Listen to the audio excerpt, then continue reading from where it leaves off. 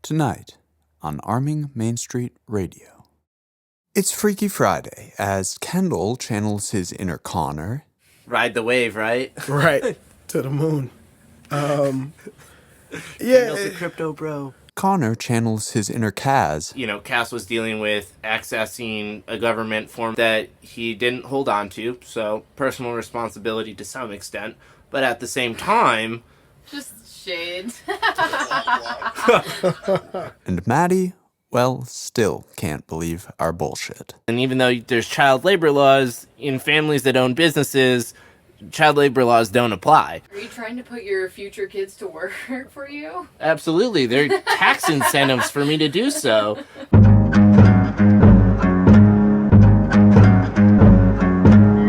Don't wanna be an American. All right. Welcome to Arming Main Street, episode 7. I'm Kendall. That's Connor. Let's get into it. So what are we talking about today? So I think we're talking today, Kendall, about, a very topical question, because that's what we love to do. Right. And so on Facebook over the last week and a half, I've been seeing a lot of discussion about, sort of the worker shortage that there is. Right. And there's obviously a lot of opinions from both sides of the aisle, as we tend to expect, right? The right side of the argument is, the fact that we're basically giving people UBI, we're disincentivizing them from working. And so it's very hard for businesses to go out and hire minimum wage workers because they make more on unemployment. And by that very same logic, on the other side of the table, what we're hearing is a discussion of, well, you guys have literally always said, value your labor. When your labor is being undervalued, go seek new employment. Right.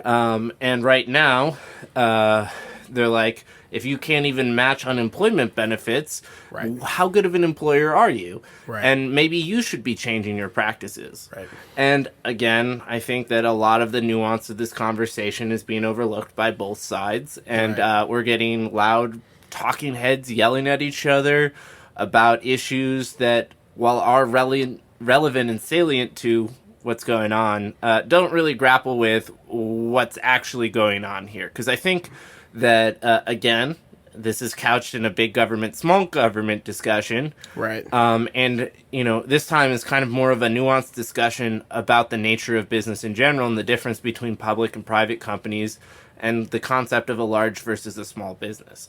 Right. And that's my perspective, obviously.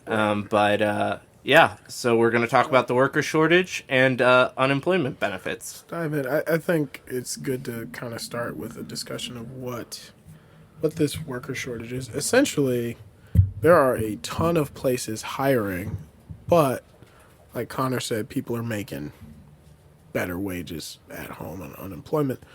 Now, and the unemployment rate is still up higher than it was pre-pandemic on top of that. Right. And so what's interesting about what's happened is I think COVID has forced a lot of people to reassess their lives. And I guess the way I look at it is, and we'll get deeper in depth as we get through the episode, but I think we kind of have to look at what the two arguments are. One argument is, hey, this disincentivized work, which is what sort of Republican politicians talked about from the very beginning. That's what you're going to do. And then what do we do when, restaurants can't hire staff? On the left, one, I think first and foremost is about safety. Pay people to stay at home so that we can get coronavirus under control. That argument is no longer valid with vaccines, frankly, unless you are a person who cannot medically get the vaccine. That's different. But I think that argument has kind of fallen to the wayside. And now, like Connor said, the argument is from the left, well, this is why we need to raise the minimum wage. This is why, because people can't live off of minimum wage jobs. Now, my perspective on this is, yes, that's correct, but it also is probably not fair to have, like, if you're a small diner in a town, your profit margins are already super slim, right? It's not like you're balling out of control, and so you probably can't afford to pay much more than what you pay. I look at the problem more as we let a whole sector of our economy, manufacturing, die without replacing it with anything. So everybody who would have been fucking working for Ford or General Motors or Chrysler or somebody, right, in a plant is now, doing fast food work, service work. There just is not. There was a subset of jobs at one point that paid a fuck ton of money that also didn't require a college education. That is gone, and those jobs are fewer and far between. So I think that's the sort of underlying issue in my mind. So, and if that's the underlying issue we're gonna delve into to start with, right? Then I think that's really valid, and I think that gets back more to the discussion about universal basic income, right? And I think that it's a really complex topic, right? Because at the end of the day, we've always treated work as fulfillment in life, and that in order to have a meaningful life, you have to fulfill it with some sort of, pastime, and historically that's been work, because it's unsustainable to pursue your passions or interests. And so what UBI presents is potentially this opportunity to really unleash the knowledge and culture economy and fund sort of creative experimentalization, right? And subsidize it with, government funds. I think where this gets tricky is how historically the government's really, really inefficient at distributing funds, mostly because they try to tell you how to spend your money. And I think this is something that, we tend to both agree on. If the government's going to give away money, give it away, don't fucking add strings attached. 100%. Because people know how to spend money better than the government does, and I think the government continuously proves us right in that. Because I think, Cass, you today have had an experience with the government that, kind of showcases how ineffectively the government redistributes the money it holds. And for context for our listeners today, Cass was dealing with accessing a government form of 1099 that he didn't hold on to, so personal responsibility to some extent, but at the same time... Just shades. All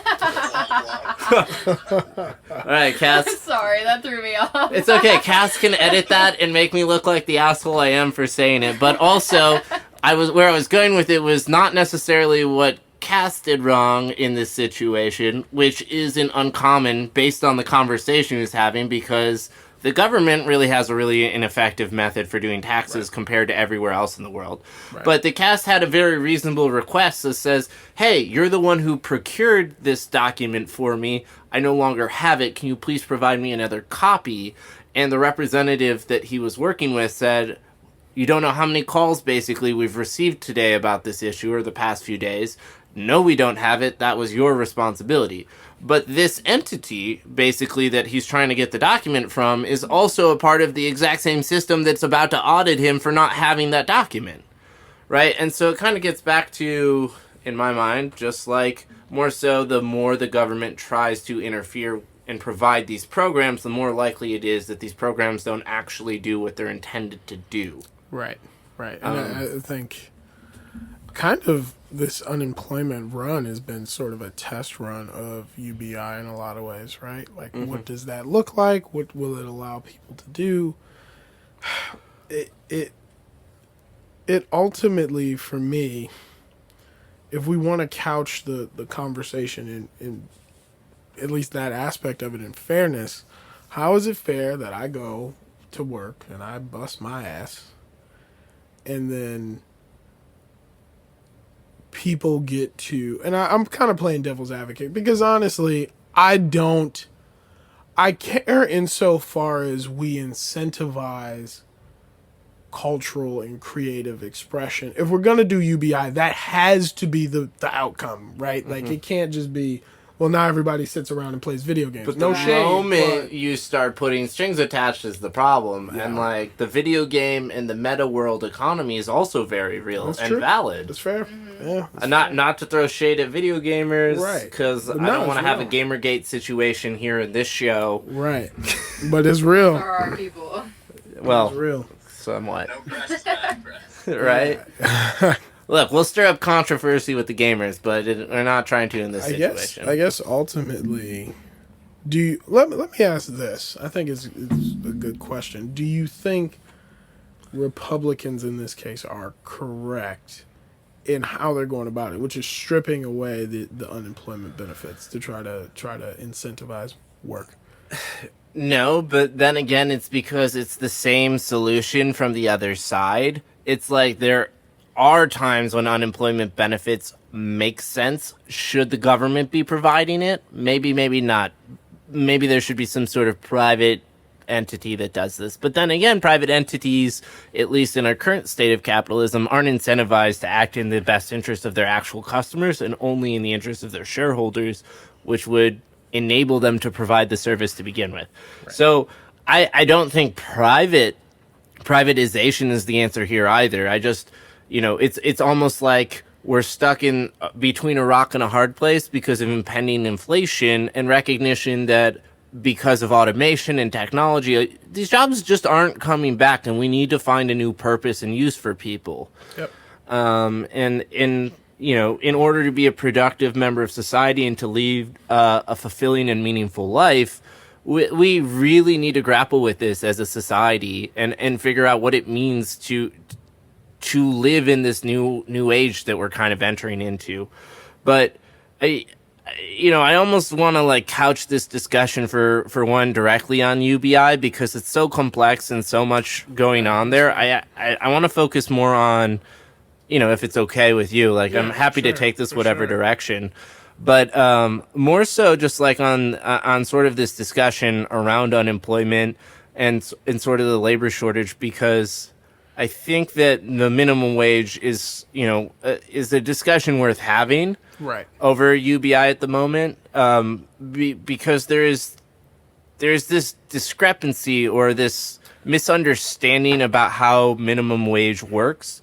And I think if you live in a large city in a big metro area that's incredibly wealthy and has a very high cost of living, then the minimum wage federally currently is certainly not enough to live off of. Right. And I think that for much of the experience of the people in control of the media, in control of a lot of the aspects of our lives, that is their reality. But I think there's another whole section of the country that lives, as you said, the rural diner as the example, right. That I think has a very valid pushback to it. And because only one side of the situation is being aired kind of across the media, right, it drives people to places like Fox News towards own network because they're hearing their actual their reality is reaffirmed. And it's situations like this where there's a lack of awareness by the insulation that cities have because they're such dense bubbles of economic prosperity and also wealth inequality that, when you look at something like the suburbs, or more realistically outside of that, cost of living is next to nothing, and so people can live more or less happily-ish off of $45,000 to $60,000 a year, simply because, you don't have to pay the ridiculous rents, and you get to own your property. You can buy a house for $40,000 in still some parts of this country, which would blow the minds of any New Yorker, I imagine. Honestly, in some areas that are just. And I think this discussion, to finish the thought out, we spent the last 10, 12 days in Nebraska. That's why we came in last week with the remote show. And, I was talking to the owner of a jerky and seasoning shop. What a niche to be in, right? Not rural Nebraska. He was in the state capital. Well, just outside of it, in sort of their metro-y suburb area, but it was still very much Lincoln proper. Yeah. And, his entire thing is it's a small family-owned business. They don't have any employees currently, and they only had one employee prior to that, and it was simply so that he didn't have to work 7 days a week, 12 hours a day, which I don't think as like a business owner is unreasonable as sort of a work-life balance expectation. You want to be able to hire someone.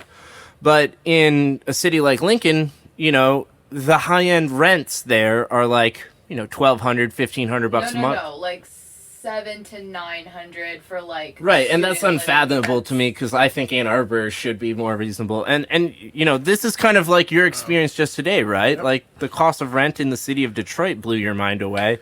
Yeah. And the fact that you can be in a state capital, in arguably one of the two economic hubs of the entire state, and be paying, you know, on the high end $700-900 a month in rent, and be living the, you know, the luxurious life, it puts into perspective the difference of the economies of scale that we're talking about. And I think it gets back to the big government, small government discussion, because what you have is the federal government trying to regulate something at a national level Right. that is clearly a regional issue, because the cost of living is what we're trying to adjust for. Right. Or, I mean, the standard of living is what we're trying to adjust for, right? We're trying to guarantee a base level standard of living.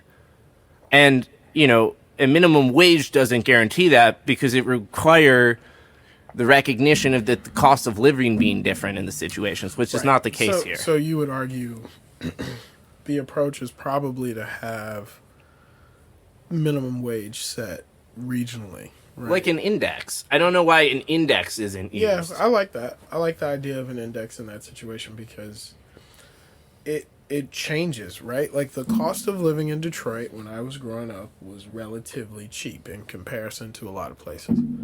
Now, you know, I'm looking for apartments, and this is still cheap compared to like in New York City or a place like that, but still, you go from 2,000 square foot loft downtown being like $1,500 to $3,000, and it's like, well, what the heck happened here? So, and granted, those are like luxury, kind of luxurious scale apartments, but you would still assume that on a decent wage, a person would be able to afford something nice, right? Mm-hmm. At a decent price. And so I actually tend to agree with the idea of setting an index based on different factors. And they could hire smarter people than me to figure that piece of it out. You and me both. Yeah, I think the other facet to it is, and this one would be interesting, and I want pushback on this, but I'm gonna throw this idea out there.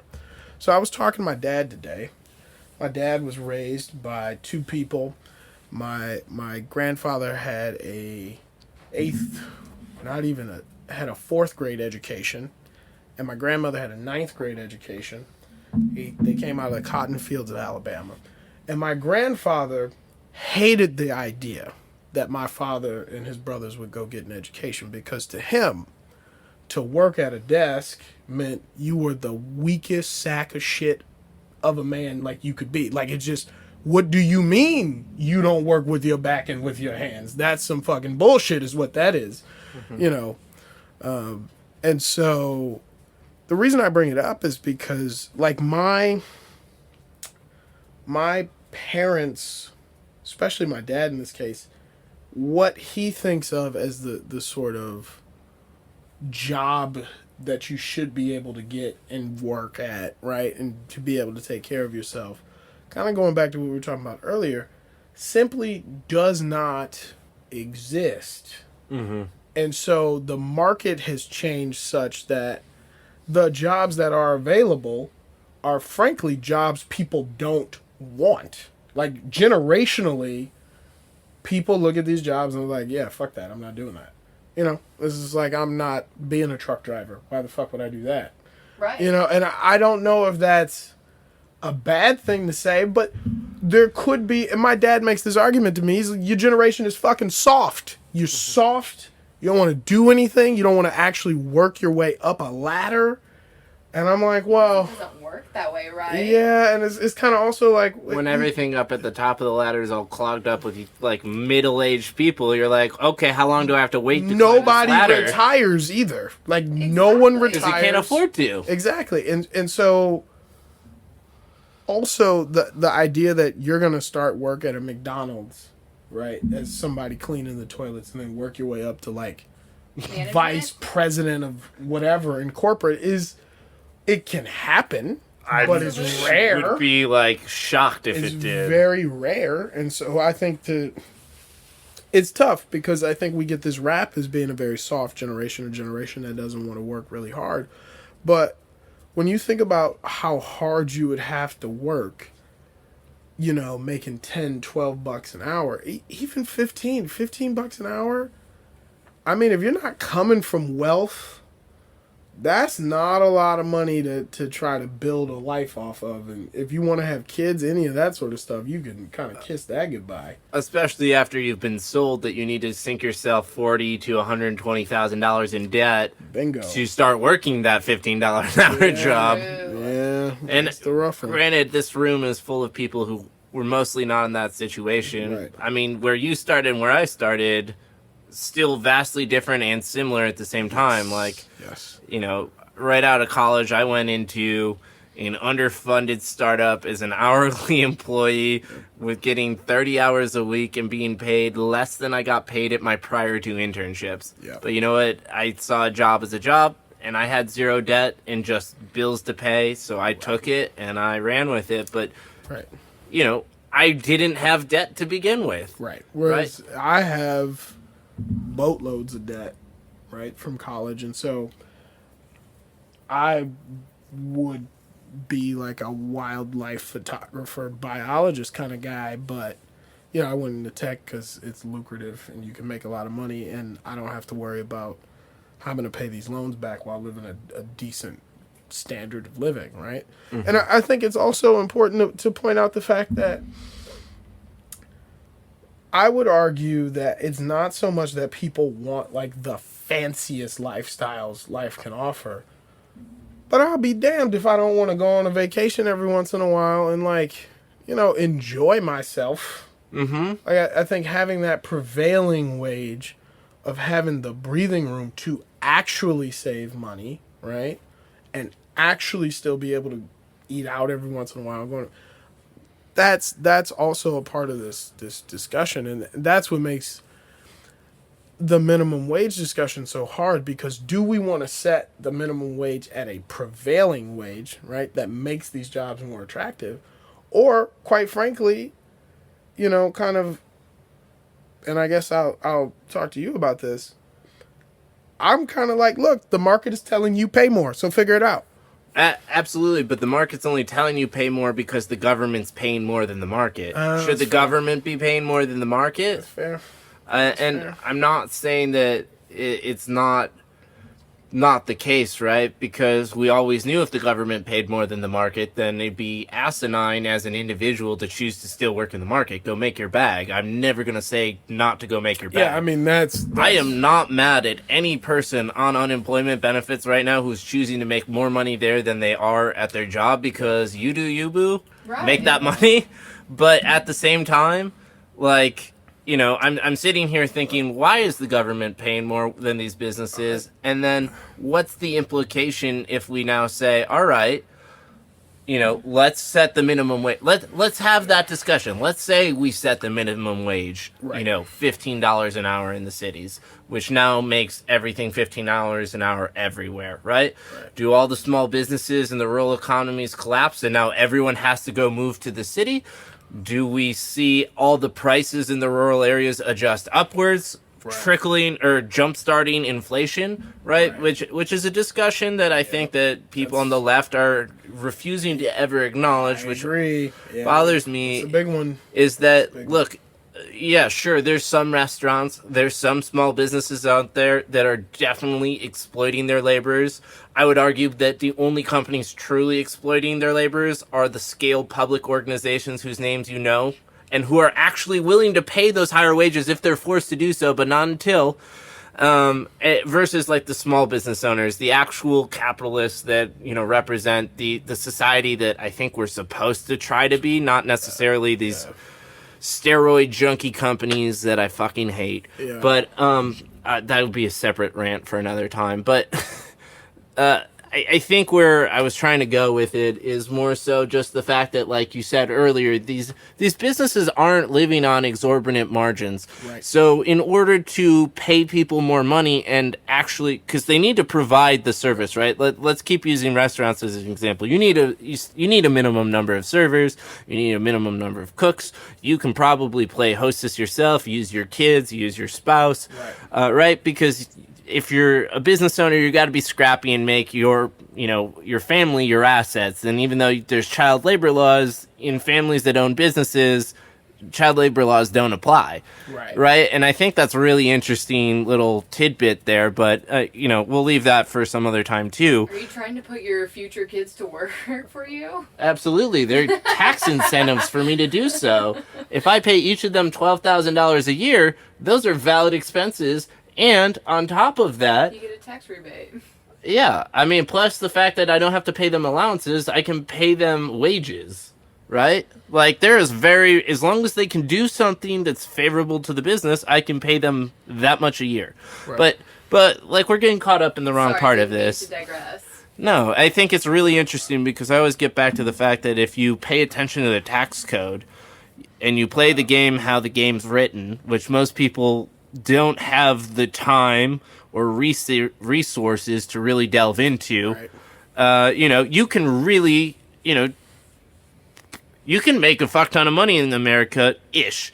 But even still, you're going to struggle, you're going to fight, and situations like this put you where, hey, I guess because this is changing and my suppliers are raising their prices and I now have to pay more to my employees, right? That means I have to adjust my prices upward, which means everyone's going to be paying more, which at the end of the day means you have less money in your pocket. So it equalizes. It would, and I think actually you bring up a point that we have to talk about in this discussion, right? So there's the problem of a worker shortage, right? Mm-hmm. Probably caused by the fact that our government is paying more in unemployment benefits. But there are two things I want to bring up. One, there are certain laws around unemployment benefits, if I'm not mistaken, about if a job wants you, and Kaz, you could look this up, but if you turn down a job offer, right, you're off unemployment. You have to be actively looking. Now, I'm not sure how you prove there is a difference right now with the pandemic. Oh, interesting. Okay. They've suspended a lot of the standards. I think on the 24th it's going back to normal. Okay. 24th of May.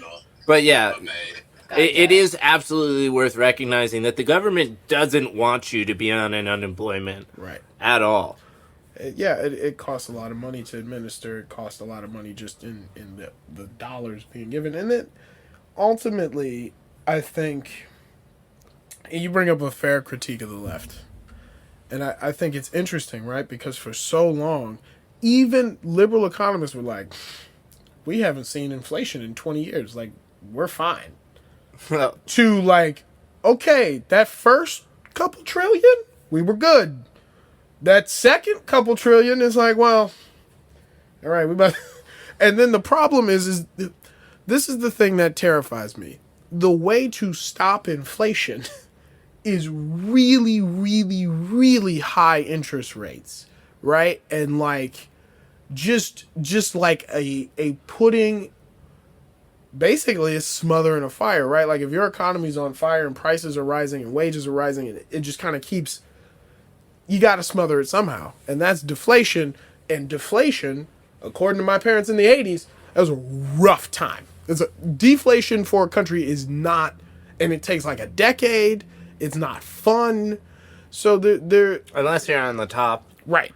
Because people mostly remember the cocaine 80s more so than the fucking deflation 80s. Right. And so there's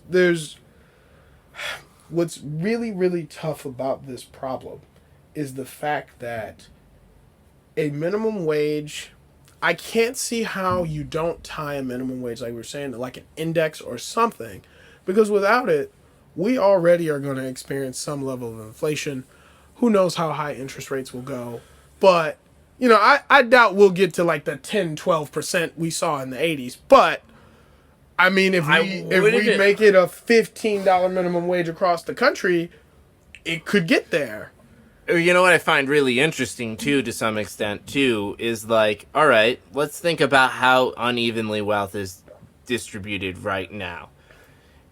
If I am one of these individuals, there's every incentive to move out into the rural country if there's this $15 minimum wage, because the cost of living goes so much further. You could probably buy a house. You could start to actually make inroads on building wealth.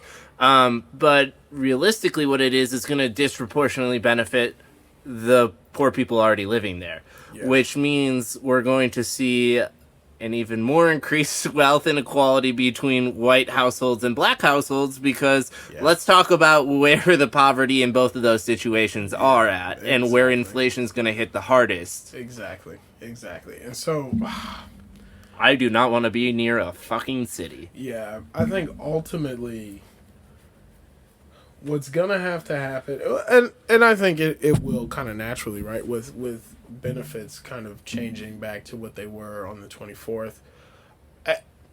I get the abundance of caution, right? Deadly disease. We don't know what's gonna happen, because everybody will make the argument with COVID. Well, if you're healthy, your chances. There were examples of people who were really healthy, almost dying.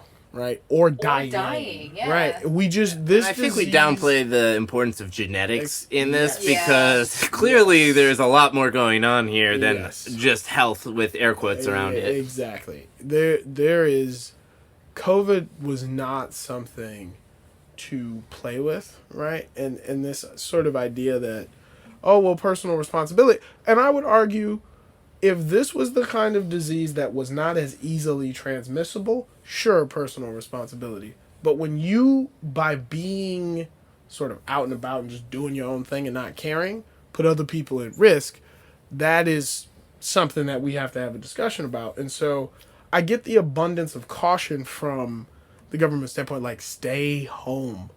However, with vaccines, right, and how you give the Biden administration some credit. A lot of people have gotten this vaccine already. It's kind of wild. I could see kind of putting unemployment back to what it was, right, from a standard set, and then I think this problem kind of takes care of itself, given that, in the sense that people will be like, well, all right, the gravy train is up. I guess it's time to go do something. I mean, I personally refuse to give the Biden administration any credit for this. That's just personally me. I feel like that's America itching to get out in general, and hopefully wanting to do some good for the common man. Yeah, but I wasn't even going with that. I just meant, like, Biden inherited most of the setup. What he did was change the public messaging around it, which and logistics, I would argue.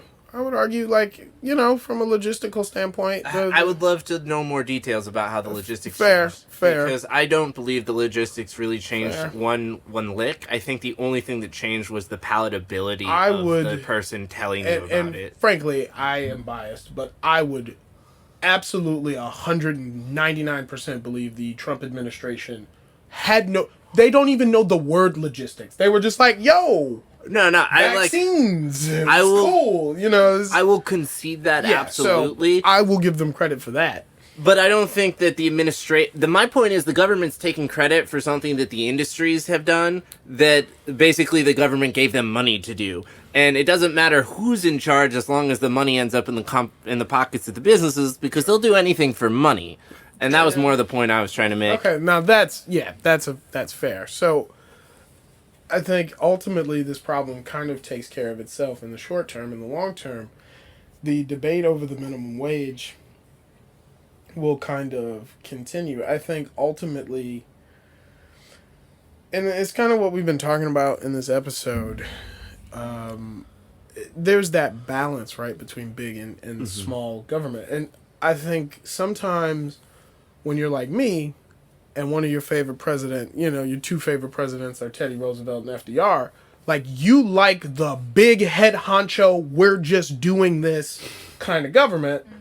But, like, yo, we really don't need a sweeping federal minimum wage I have been convinced that that is not necessarily the best answer. Saying, okay, let's look at this to the best of our abilities and see what standard of living we think is the floor, Right. and set wages regionally based on how to get to that standard of living is maybe tougher than making a blanket $15 minimum wage, but it's worth doing to ensure that small businesses who don't have, like Apple-sized profit margins. Now, some corporations, yes, that profit margin is so healthy, you can afford to pay more, but you really would stifle small business. Now, I've heard, well, we could do a $15 minimum wage and make exceptions for small businesses under a certain size or tax. But to me, just make healthcare all over. Just again. make it Right. simple, right? Just make it simple, make it regional. It wouldn't be the government if it was simple.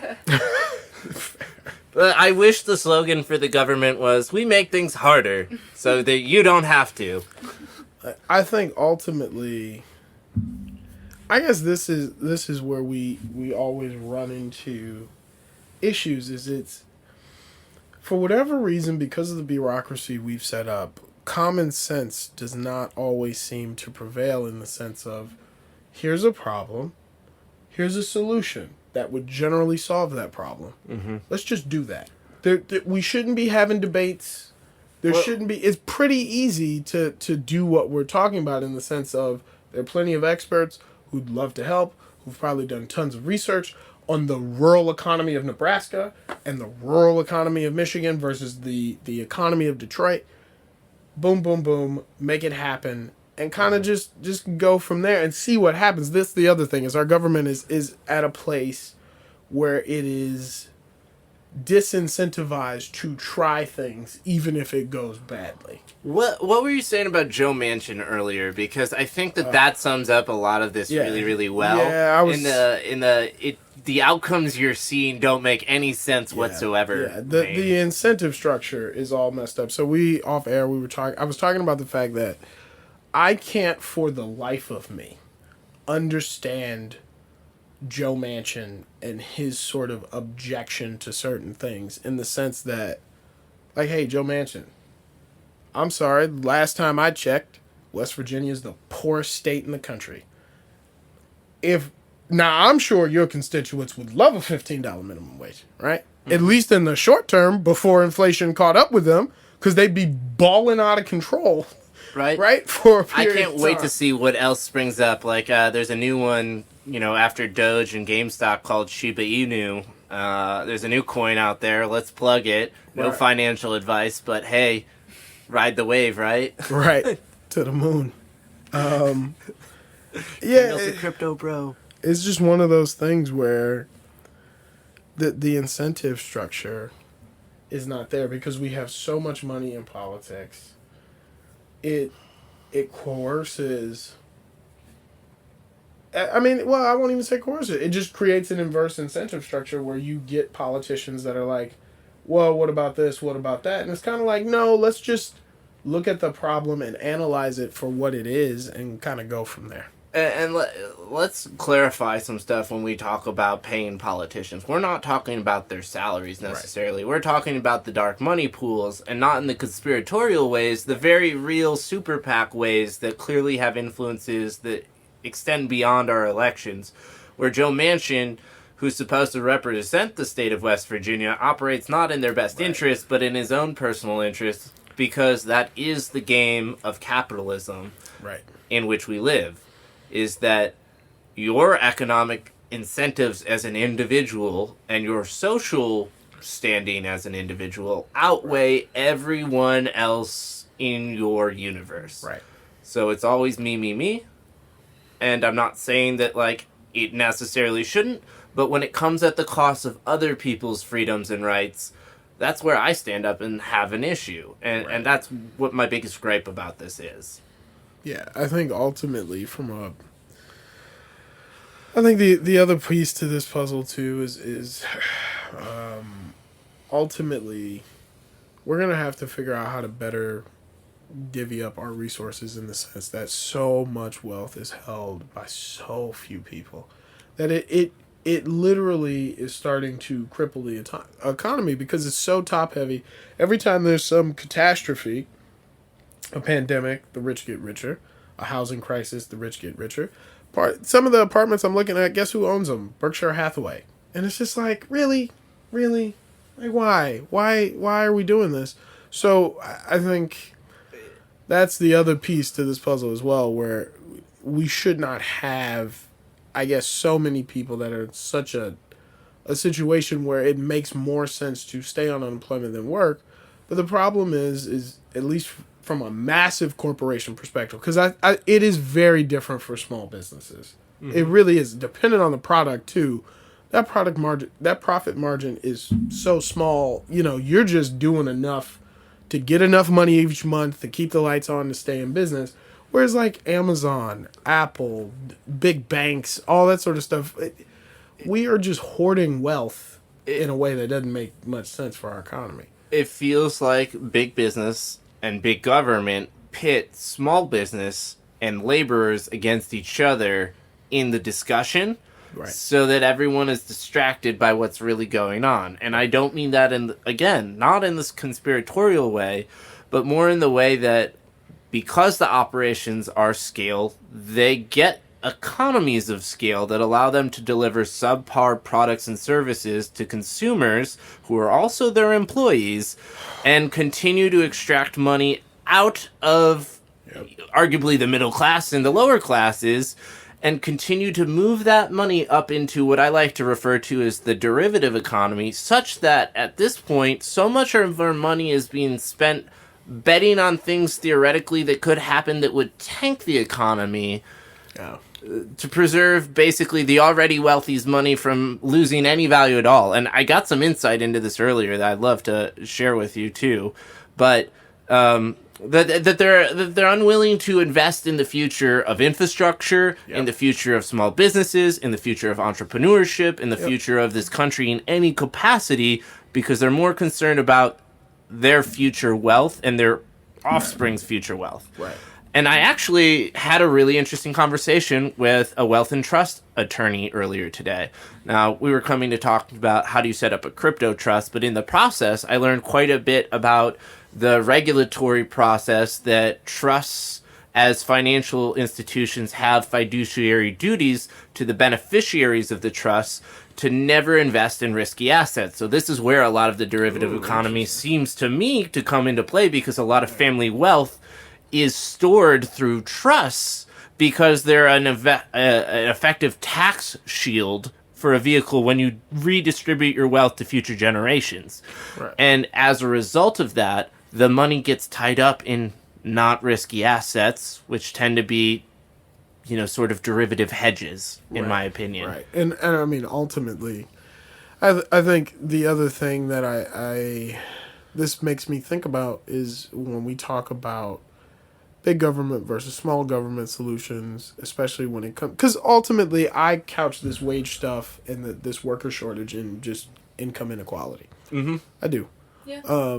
I think what's so interesting about what you just talked about is we don't have... And this is the thing that conservatives... This is what really annoys me about a lot of conservatives, is that some folks don't want to acknowledge that the rules are not followed by everyone. Because if we followed the rules of pull yourself up by your bootstraps, it's your own hard work and effort that gets you anywhere, basically you should not be able to inherit any wealth at all. You should start from zip.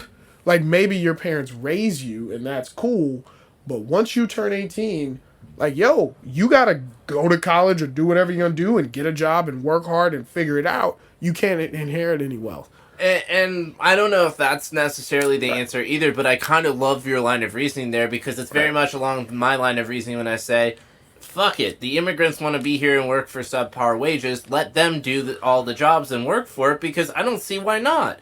And if you don't want to work these jobs, get the fuck out and go work somewhere else. Right. But, I know that's unfeasible and whatever. And the same thing with my stuff, too, is it's unfeasible, but it's just like, hey, what are the rules of the game, and are we going to abide by the rules or not? I really liked where you were going with it, is the fact that we tell mythologies to people and say that these are the rules of the game, when in reality, if you study the tax code, those are the literal rules of the game. Right. Right? And the more that you play that game, the more likely you are to win. But the barrier to entry to that game is both having money to shield and manipulate and move around, and to the education and knowledge that that's what you're supposed to be doing. Right. Exactly. Because we talked about it earlier, even as a laborer, you should have your own W-2, or not W-2, sorry, LLC, because the government wants you to start a business. They want you to be entrepreneurial. And in exchange for that, pursuing your passions, your interests, you can write off those expenses and lower your adjusted gross income, which means at the end of the year, if you're a W-2 employee, you're going to get a bigger tax refund, because those costs that you've spent to go travel, like in your instance, Kendall, if you were to go travel as a photographer and take photos, your vacations become free, your meals on these vacations become free. Not the alcohol. Got to be setting limits somewhere. Right. Right? But your camera, any other equipment that you have, as long as you're there taking photos and you're listing your stuff for sale, it doesn't matter how much money you lose. You know, you're trying to have a business, and the government will reward you for that. Right. So I think that the more that people actually start realizing what the rules of the game are and how to play the game, we might start seeing either the game being changed, probably yet again, to try to favor those in power and wealthy, or maybe some sort of actual great equalizer happening. Right. But, you know, speculation. Right. And I think ultimately what we're going to see is these... So as far as taxes, that sort of stuff, or essentially this worker shortage, I think in the short term will kind of handle itself as unemployment rules go back to normal. There aren't exceptions for COVID anymore. Because then, you know, what are you going to do? People still need money, right? And it's right. The other side to this is, I think, and I hope some people realize that some jobs, even though they are very hard, and I think that is always important to acknowledge, some actually pay pretty well. Like being a truck driver, they make a solid wage. It is not easy work, and I get that, but there are jobs, like if you just don't have any money at all, and you don't have kids or something like that tying you down, it's something to or if you do, consider. I mean, make your money what you need, like right. do what you Maybe gotta you do. just want the space. Right. I honestly actually gave serious consideration to being a truck driver for a couple years after college. Yeah. One is a way to see the country. Yes, that's my privileged perspective into seriously, looking at the job. It is. But two, just more so because of the fact that job is probably not going to be around in 10 years. Like, with the way that automated vehicles are going, I know it's been a promise for years now, but, like, that reality is still getting closer every day, and that's 40 million jobs that are going to vanish. Exactly. And so... It gets back to what you were saying about manufacturing earlier. Right. What do we do with these people? Right, and I think that's the core of the art, or the core of the discussion, and the core question is, we have to figure out our economy such that we just don't legitimately leave people behind, because there is no, like, there are so many people in our country, right? And as automation and technology keep improving, there's gonna be less need for certain jobs. There just is, right? Mm-hmm. And so there's only so much retraining you can do. There's only so much sort of service. We're gonna have to value services more, to pay more. It just kind of is inevitable in some ways if we keep going down the road we're going down. Which is kind of why I was bringing up the LLC thing. Yeah. Is that, like, through technology today, you are more empowered than ever to be your own business, right? And where I'm going with this is, as the service economy becomes more and more a priority, owning the rights of your labor becomes more and more critical. Because, you know, unless you are a restaurant service worker, you know, or someone else in sort of a, I would argue, say, prescriptive role, versus kind of somewhat creative or skilled or knowledge-based role, you know, you can then act as a contractor. The biggest problem historically has been guaranteeing that you don't get screwed as a contractor, right? because people like Donald Trump have walked away from the bills that they, proposed to pay, and because you're the little guy and he's the big guy, he can say, fuck you, see me in court, and then hold you off until you're bankrupt. Yep, that is true.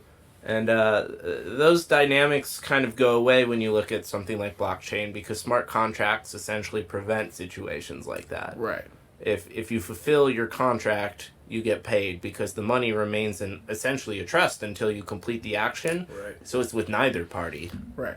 How do you verify if that contract is like, so say in the instance of Trump, he's like, no, I don't like how you did my windows, and then holds off paying you for 10 years because he doesn't approve of how the windows are done, you know? Yeah, well, so that's where you would, I mean, again, blockchain only solves so many of the problems, I was just right? curious. What it's called is an oracle in blockchain technology terminology. But what that just means is a third party or an intermediary, something that blockchain hates to recognize, because they're like, oh, we're completely decentralized, there's no need for third parties. No, we're humans. There's always going to be need for a third party. Yeah. We're not computers. We can't interface with them. Fuck that.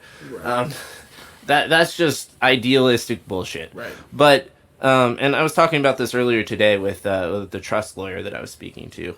But as the oracle third party, there's going to be someone appointed to adjudicate or arbitrate or oversee whether or not this was met, and then they're going to fulfill the contract or not. Now, if our currency is also on blockchain, then you can ensure that corruption isn't going to occur, because there's a transparent element about the financial gains of assets that wouldn't be there in a traditional, economic kind of interaction. But at the end of the day, the fact that the legal process is now streamlined to just the single review of whether or not you met the literal checks of the list, it's like, I'm sorry that you weren't happy with the level of quality that was provided, and I guess if it's not in the contract, then you're out of luck as the person who didn't include it in the contract. Right.